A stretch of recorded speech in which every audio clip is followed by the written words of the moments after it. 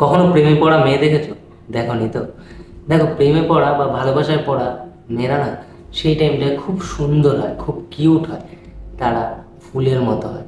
তাদের সামনে গেলে পরে না একটা আলাদা রকমের জিনিস ফিল করতে পারে।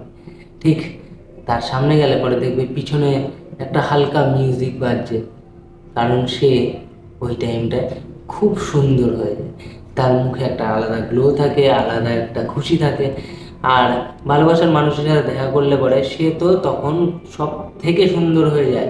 ইভেন ভালোবাসায় পড়া মেয়েদের মুখে একটা সুন্দর স্মাইল থাকে।